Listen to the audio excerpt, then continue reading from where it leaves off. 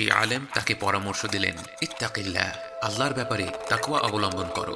যুবকটি বলল, আমার এই পরিস্থিতিতে এই উপদেশের কোনো মানি নেই, এই উপদেশ দিয়ে আমি করবোটা কি? শ্রদ্ধেয় ভাইয়েরা, এই খুতবার মূল বক্তব্যে আসা যাক। সারা বিশ্ব জুড়ে মানুষ নানা ধরনের কষ্টের মধ্যে দিয়ে যাচ্ছে। দারিদ্র্য, নির্যাতন, বাধা বিপত্তি, মানসিক অশান্তি, কাঠিন্য, সমাধানের সকল পথ যেন বন্ধ করে দেওয়া হয়েছে। তাদের জন্যে একটি আয়াত আছে। আমি আল্লাহর কাছে দোয়া করি আপনারা সকলে যেন এই আয়াত সম্পর্কে পরিচিত হন এবং এই আয়াতকে আপনাদের জীবনের মূল নীতি বানিয়ে ফেলেন। ওয়ামান ইয়াত্তাকিল্লাহ ইয়াজআল লাহু মাখরাজা, যে আল্লাহকে ভয় করে আল্লাহ তার জন্য কঠিন অবস্থা থেকে রক্ষা পাওয়ার উপায় দেখিয়ে দেবেন। এই আয়াতের অর্থ কি?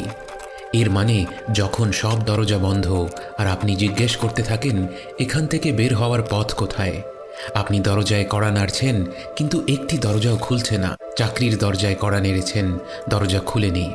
বিবাহের দরজায় কড়া নেড়েছেন, দরজা খুলেনি। ঘরবাড়ি করার দরজায় কড়া নেড়েছেন, দরজা খুলেনি। আপনি হাল ছেড়ে দিয়ে বলছেন, আমি আর কি করতে পারি? মানুষ কখন বলে এখান থেকে বের হওয়ার পথ কোথায়? যখন জীবন সত্যিই কষ্টকর হয়ে পড়ে, যখন সব পথেই বাধা, যখন সব আশা ভেঙে যায়, যখন মানুষ ডিপ্রেশনে ভুগে, যখন সে হতাশার চূড়ান্তে পৌঁছে যায়। ওয়ামান ইয়াত্তাকিল্লাহ ইয়াজআল লাহু মাখরাজা, যে ব্যক্তি একজন জীবনসঙ্গী খোঁজার ব্যাপারে আল্লাহকে ভয় করবে, আল্লাহ তার জন্যে বিয়ে সংক্রান্ত কষ্ট থেকে পরিত্রাণের পথ বের করে দেবেন। যে ব্যক্তি তার সন্তানদের বেড়ে তোলার ব্যাপারে আল্লাহকে ভয় করবে, আল্লাহ তাকে তাদের অবাধ্যতার যন্ত্রণা থেকে পরিত্রাণের পথ বের করে দেবেন। যে তার রুজি রোজগারের ব্যাপারে আল্লাহকে ভয় করবে, আল্লাহ তাকে তার অর্থ সম্পদ হারানোর দুর্দশা থেকে পরিত্রাণের পথ বের করে দেবেন।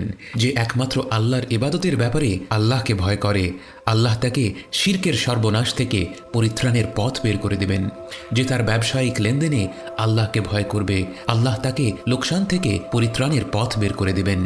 এই তালিকার কোনো শেষ নেই, কিন্তু আমি এই আয়াতের পরের অংশে নজর দিতে চাই।